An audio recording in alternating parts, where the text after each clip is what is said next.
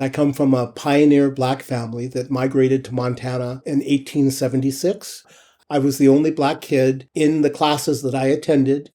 For the most part, I had a very positive experience. People accepted me. But what emerged very quickly during my school age years was the fact that I was a singer.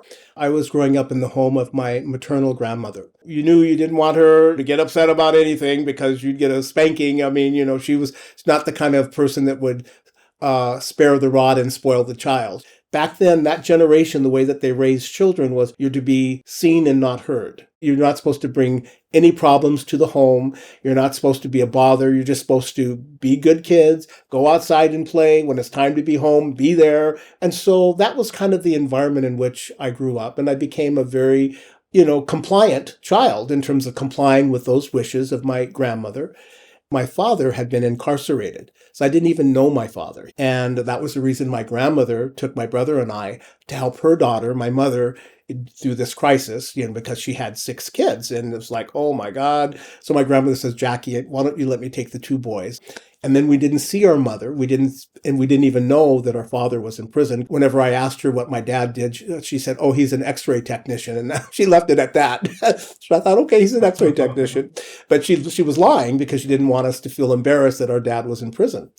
And as far as issues of sex, we didn't have examples of diversity of sexual orientation. So it was always just assumed everybody was a heterosexual. All the guys were going to have a girlfriend and get married and go get a job and have a family and raise kids. And that was pretty much what the expectation was. But I never had any interest or any inkling about sex. So I didn't have any exploratory, many gay men have, when they're kids, they jack off with other, boys and they do these things. I didn't do any of that. So anyway, we arrive in California, and that was kind of the era of the Black Power movement. So here I come from this mixed race family in Montana, where there was very little discussion, very little evidence of Black culture at all in Montana, to right in the middle of a very kind of hotbed of political activity with the Black Panthers, and, the racial tensions were kind of high. I learned how to be white in Montana, and I learned how to be Black in Los Angeles. Mm-hmm. I remember having these conversations with my grandmother saying, if you get a girl pregnant or whatever, you're going to have to marry her, you're going to have to raise the kid, and, your life is going to be on a different course. If you go down that road, it's going to interfere with your freedom and your life. And she had seen that with her own kids because my mom had gotten pregnant in high school. And I had that in my mind. It's like, don't get in trouble, McKinley, and mess up your life. And so anytime a girlfriend wanted to go further than just kissing and just kind of that, I'd say, nope, nope, not doing that. What started my feeling like I had the ability to explore was that I got a car. I bought a car when I was in high school. I had a part-time job after school at a artisan meat market where I was one of the counter people that helped customers, pick the meat items they wanted. Having a job so that you have money in your pocket and you're not relying on your parents, because we didn't get allowance or any of that stuff. That was just not, most Black kids do not get allowances. They have to be thankful for having a roof over their head and for having food on the table and maybe having some clothes that their parents help them. That's it. That's anything else you want aside from that, you have to work for it to get it yourself. And so I saved up, I bought a car. And so one summer, Diane's family decided that they were going to go to Europe. So that gave me freedom from Diane to start thinking, what else might I like to do? And so how this all came about is when I was in high school, there was the Los Angeles Free Press, and it was a pretty significant, thick, weekly publication. And it had important stories about politics, about the environment, about things like that. But half of the paper was comprised of ads. Ads of all kinds, but personal ads was the biggest part of it. And so as I'm reading these articles and reviewing environmental articles, and I'd be like, oh, what's in the ad section? I'd look, and I'd see these sexual ads about man seeking woman that wants to beat him up, or all these weird things. And I'm thinking, what in the world? And then I saw the display ads for gay bars and things of this nature, and they'd have like a scantily clad, hot guy, like a beach guy, with little shorts on, and and his physique and everything there. And I would notice that sometimes when I'd get the free press, I'd want to look at those ads. It piqued my curiosity. And so when Diane went to Europe with her family, and I had my car and I was by myself, I thought, I'm going to go to one of those gay bars. And I would start off from where I was at, which was in West Covina. I tried it like 4 times. So the third time, I finally made it all the way to Hollywood, but then I was afraid and I didn't want to go. So then I came back home. The fourth time, I finally decided that I was going to go to at least go observe what it was like to go to a gay bar. At the time, it was one of the most popular, because it was a dance, it was a disco, because that was in the early years before Studio One became really, really popular. That was before Studio One. This was called the Bitter End West. At that time, in its incarnation, it was the most popular gay bar in West Hollywood. And I was like a statue. I didn't want to talk to anybody. I didn't want anybody to talk to me. I didn't want anybody to touch me.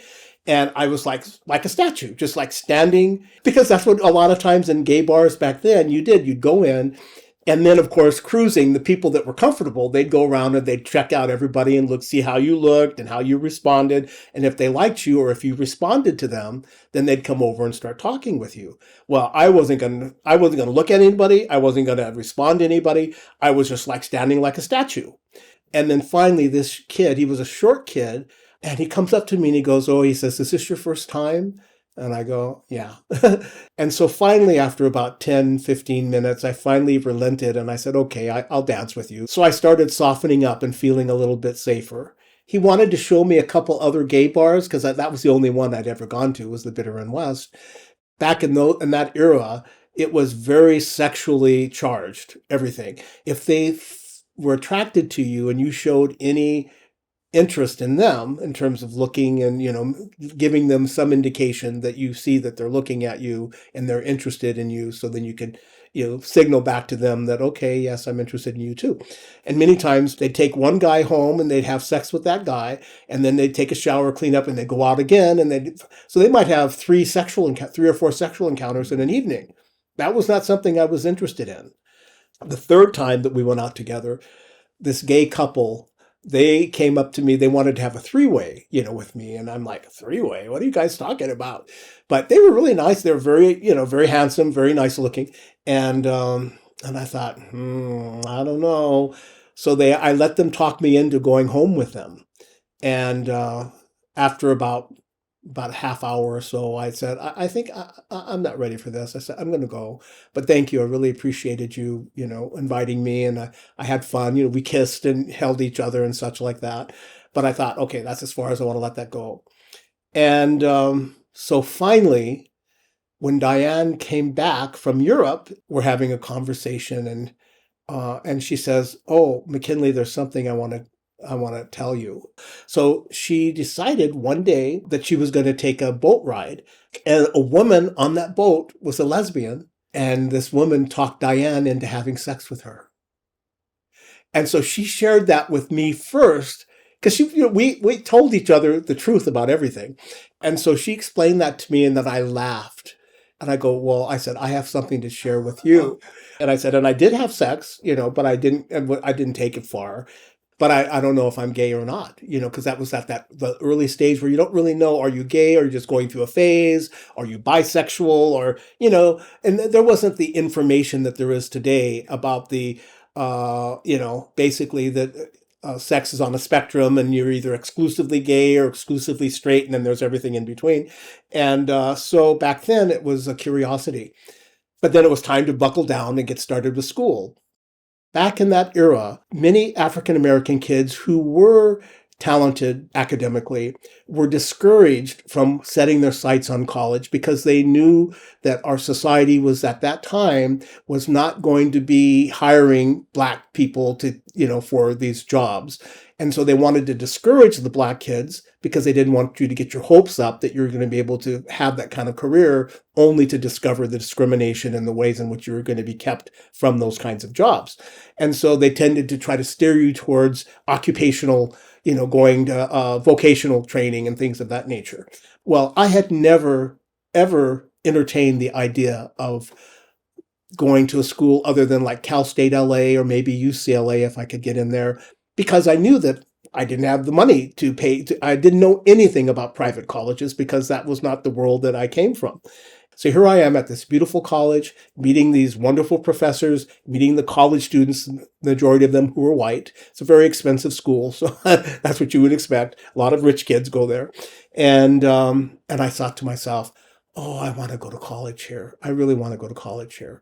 Sure enough, I got accepted. And then about 6 weeks later, I got the financial aid letter. And so that made it, I've discovered that I could go there. So I was over the moon. I was so happy to be, because that was a dream that I had since third grade, that I wanted to go to college. My family did not have any money to send me to college. If I was going to go to college, it was going to be on my dime. And so I worked. But I got these scholarships, which paid most of the tuition. And then I had a job, part-time job to work to supplement that. During freshman year, my girlfriend, Becky, and I were chatting and visiting with each other. This young, attractive guy comes up to me and he goes, I just wanted to tell you, you're an amazing dancer. I said, oh, that was really nice of that guy to come over and give me that compliment about my dancing. And she said, she says, I don't know if that's all he was interested in. And I go, what do you mean? And she goes, the way he was looking at you, he seemed like he was attracted to you. So after that occurrence, his name was Paul, he invited me back to his room. Let's go back to my room and listen to music. As the conversation progressed, he was like moving a little bit closer to me, a little bit closer to me, a little bit closer to me. And finally he kissed me. And I thought, oh, wow. So we fell in love. And eventually, we moved off campus. I had gotten a job at Bank of America as the college relations officer. And so that was a high-paying job for a college student to have, because most college students were working in the library or in the cafe, doing some kind of job on campus. And this was after B of A had been one of the corporations that had been protested against by the college students because of its involvement with the Vietnam War.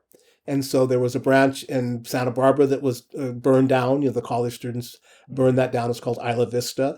And because of the student protests, they said, if we don't regain the trust of these students before they go out into their careers and such, we're going to lose a whole generation of people that will not be interested in banking with us, because they were participating in these protests against the Vietnam War, and B of A was one of the corporations that they had targeted. So their public relations firms advised them. They said, we would like for you to hire a college student in each of your main markets, Sacramento, San Francisco, Santa Barbara, Los Angeles, the main cities in California. We would call that person a college relations officer. And they will have, of course, the benefit of being a college student. And they will know fellow students from their school. And they will start influencing in a favorable way what people think of Bank of America. And so out of all these hundreds of candidates, they hired me to be the college relations officer for Los Angeles while I was going to Occidental.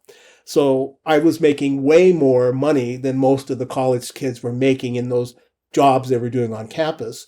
So it allowed me to be able to afford to lease a really nice apartment. I had like a 240Z, car, which was very popular back at the time. I don't know if you've ever heard of those. That was always so important to me when I was growing up. I didn't really have nice things. My grandmother she was not a typical homemaker where she would make sure the house was presentable. She didn't care about any of that stuff. She was an older woman, she was my grandmother. She owned 3 other houses that she rented out that were rentals. And so we lived in the least attractive house because she wanted to use the attractive houses to generate revenue. I was always embarrassed to invite any of my friends to my house because it was not clean. It was disheveled. There's stuff here, stuff there, just that was the way it was. And I'd go to my white friends because all my friends were white in Great Falls because the father was working and the mother was a stay-at-home, mother. homemaker. And so the houses would be nice, everything would be clean. And so I always told myself growing up that when I became an adult, I would always have a nice place to live. And so that was one of my priorities. And that's why I accepted that job at B of A and why I wanted it, because I wanted to have nice things in my life that I did not have growing up.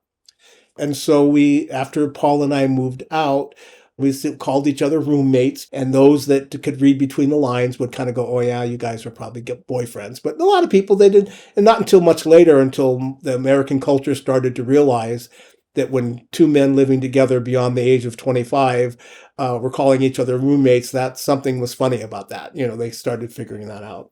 So then Paul and I went to the first gay pride march in Hollywood. And I was very careful and like not wanting to be too out there because I didn't want somebody from work to say, hey, there's McKinley. This is what you deal with, the stress and the fear that was instilled in us to lose your job. Yeah, lose your job, lose your reputation. But I wanted to at least be courageous enough to go and to be part of the uprising of gay liberation, because that's when that was happening. Finally, maybe in about 6 months or so, I finally told my mom and my siblings, I said, no, Paul and I are boyfriends and we're living together. And I was the kid in the family that helped everybody else. When my mom would say, oh, the electricity is going to be cut off if I don't pay the bill by such, I'd say, Mom, I'll take care of that for you. So I was like the kid that was really making a major contribution in my family. And I was discovering that I was gay.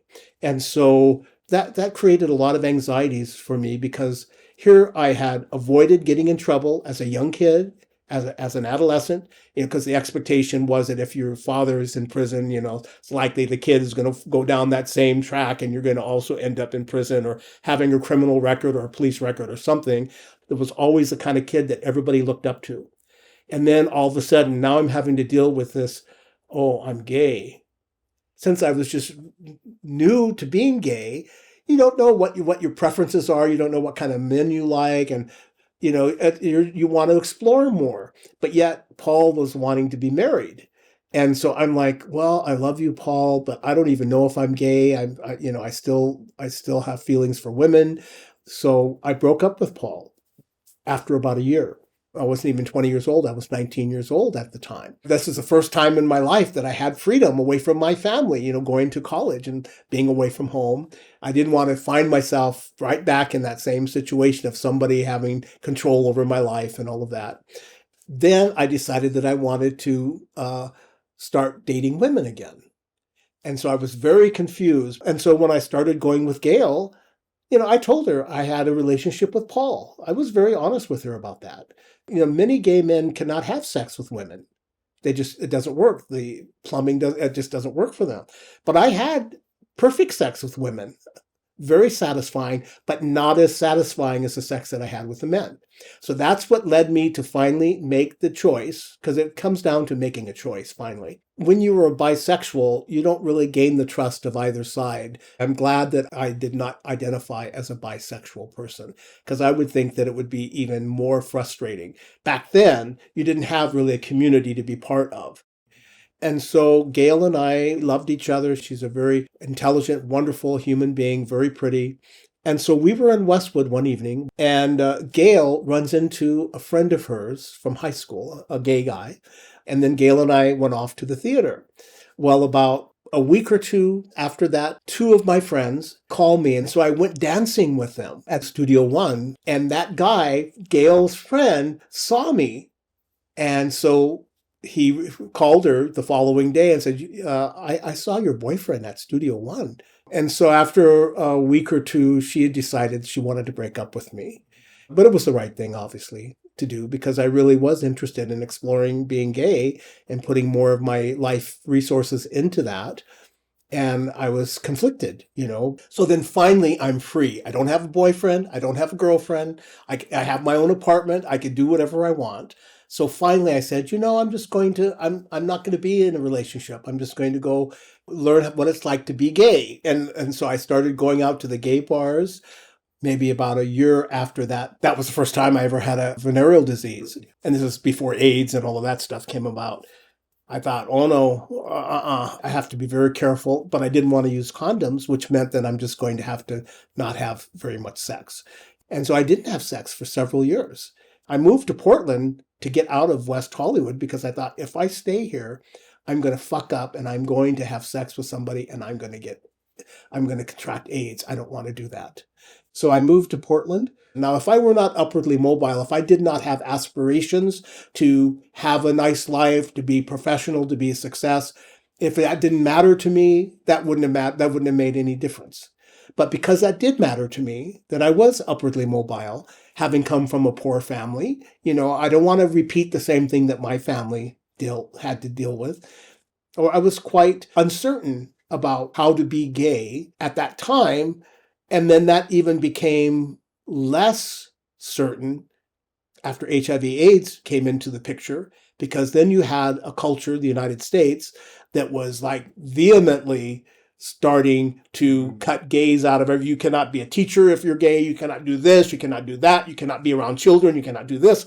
And I thought, well, why would I just voluntarily go do that if I don't have to?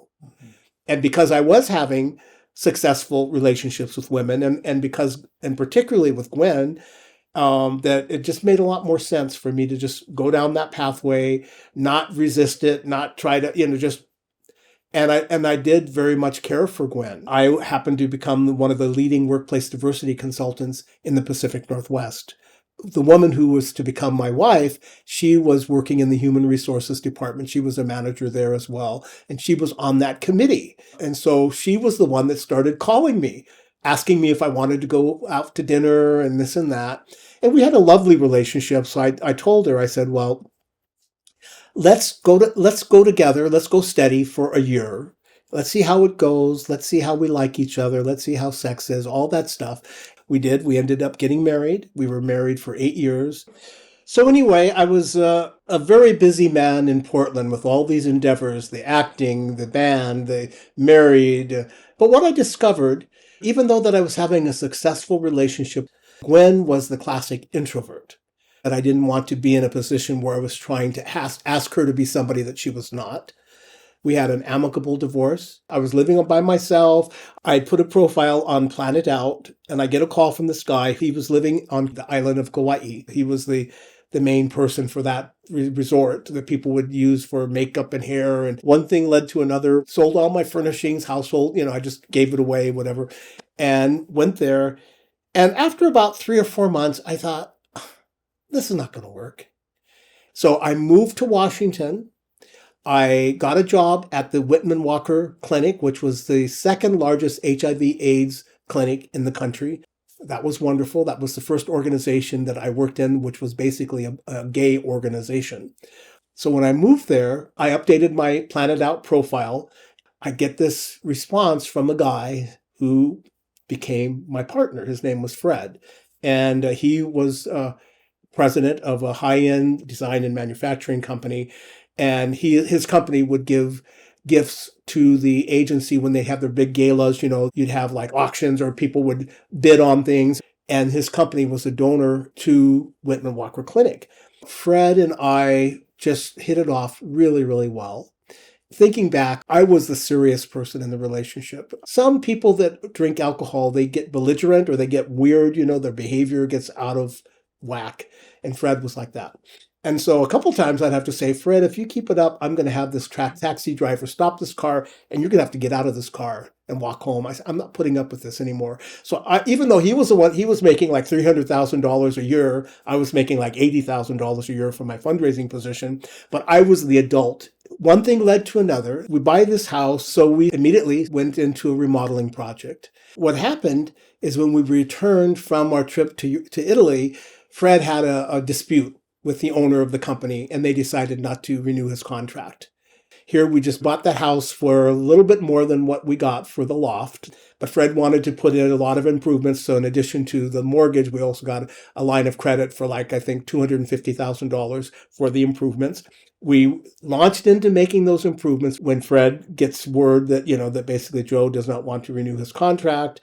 So Fred was totally petrified because he did not want to be unemployed. And he said, so if I'm going to stay in this business at that level, at the high end furnishing and lighting, we're probably going to have to move to either New York or Los Angeles. During that time, that was the time when housing in Los Angeles was at its peak. We arrived here at the end of 2005, after we closed on the house in Annapolis. I started noticing right away that something was wrong with Fred. His health was not right. He seemed to have gained maybe like 30, 40 pounds since coming to LA. He would be sleeping in on the weekends like until 11 or 12. And so I could see that something was not right. He had congestive heart failure. He said, you're not a candidate for open heart surgery because of your health and because of your age. And he said, so that's out. We had money in the bank, 401ks and things, so we weren't that concerned immediately about our financial situation. But the doctor told him, he said, but you cannot have profit and loss responsibility. You cannot have a high stress job. You have to take a lower management, like a mid-management kind of job, but not like the top executive, which what he had been doing for many years. I was already at my fundraising job that I had in Santa Monica. He gets this job, so he'd have to go to New York City for meetings and things. So he'd call me and say, well, I was just walking and all of a sudden I fell down in the corridor. I was with two or three of my colleagues. We had just finished a meeting, so they picked me up and got me back up. That was the first sign that it wasn't just his heart. There was something else going on. So again, we had just bought this house. We were improving that house, but ultimately Fred discovered that he had a rare form of muscular dystrophy that only happens to men of Northern European background, and is only discovered after the age of 50. So once it's discovered, it progresses very quickly. They can't do anything other than do occupational therapy, which is a more comfortable chair or more making you comfortable while you still live. Ultimately, those people then are bedridden, and then they usually die of asphyxiation. Fred called the cardiologist and said, I want you to come and take out that defibrillator. I would rather die of the heart condition than have to end my life as basically a bedridden person. And he was apologetic to me. And I said, Fred, you didn't know you were going to get this disease. You don't have to apologize to me. It could be me. I could have been the one. I said, we're going to do the best we can. We're going to take care of each other. And then he died, 2010. That screwed up my life. He was the one that applied for the mortgage because he already had a relationship with Merrill Lynch. And so, he didn't have to go through a lot of hoops to get that. And he was a good client. He had a good portfolio with Merrill Lynch and whatever. But he didn't get mortgage insurance. So when he died, I didn't have any insurance to cover the house. So eventually I knew I was going to have to move out of that house. I didn't have enough money with my salary to cover that kind of debt service. And it was a type of house. It wasn't easy to turn it into a place where I could share the house with somebody else that was going to pay part of the rent. It just wasn't that kind of house. And so I knew eventually I was going to have to move. I'm left with the house and $1 million mortgage. We put $650,000 down on the house, lost that. I didn't get one penny when I moved, not one penny of my equity out of that house. And then things snowballed from there. I discovered that we spent over $44,000 over that 8-year period of time with that stuff in storage. So I said, I got to get rid of this stuff. I can't afford to keep paying those exorbitant storage fees now that I'm only on my salary. And so that's what I did. I had the estate sale to get rid of so many beautiful things, furniture, paintings, expensive stuff. So I ended up being able to have what I have now. And I put that in storage. And then I came down with a case of pulmonary embolism, which is blood clots in your lungs. It took me 2 hours. I kid you not. It took me 2 hours to take a shower and shave. I had no energy. I wasn't getting oxygen in my lungs, but within 6 months, I was able to get off that medication. So now I'm at that stage, as I said, I'm 70 years old and I'm looking at the next phase of my life. I've put in all of this work. I've got the songs recorded. I've got my book probably about 80% completed. I'm working on the screenplay for the film about my pioneer family in Montana. So I'm doing all this stuff. But now I'm at a place where I'm either going to have to get another regular job because I've run out of my savings, and or I am going to have to decide to give up my aspirations for moving forward with those projects, I'm starting to feel the effects of being older. So I'm at that point where I'm thinking, well, I could go back and I can get a job in fundraising. I can get a job in I don't really need to make as much money as I used to make. I'm in excellent health. I have freedom to a certain degree. I'm making choices about what kind of life am I going to have going forward. I'm not done living a nice life yet. I have the energy, I have the health. I want to live a nice life with another person. I would like to have a partner, roughly my age, who wants to have a companion, somebody to go on nice walks with, for physical fitness, to eat well. I'm very particular about how I eat, and I've studied nutrition a lot, so I know for me what works well and what doesn't. I'd like to help a partner with that. Yeah, so I just would love to have a partner that I feel like is going to be my partner for the rest of my life, for the rest of our lives. That's kind of what my dream is. By the time that Fred and I were living here, he was sick and he didn't want people to come to see him sick. And then I was working, so I kind of lost the momentum of having a social life. I started off with being the son of an imprisoned person, and my father was incarcerated. Life in Montana was pleasant, but it wasn't wonderful. I loved going to Glacier Park and I always make the best of whatever the situation I find myself in. So from that perspective, I would say because I have had a good life, when I compare it to my father's life, to other members of my family, I've had an amazing life. I've been all over the place. I've had really great jobs. I've had nice things. My health is good. I've had good relationships. I've had my share of adversities, and they have not always been adversities that were easy to recover from. So I would say, in the main, I've had a very good life.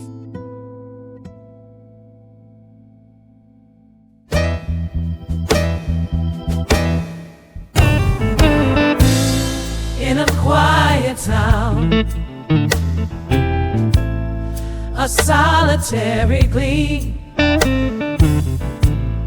my dark skin sang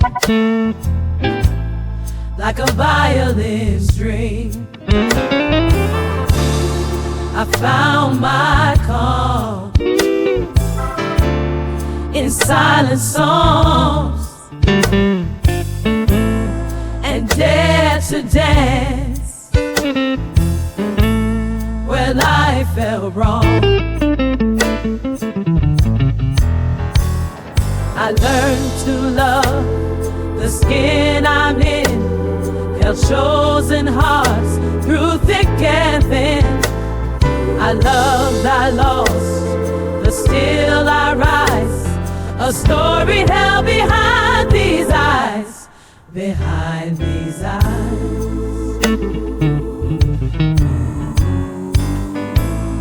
I learned to love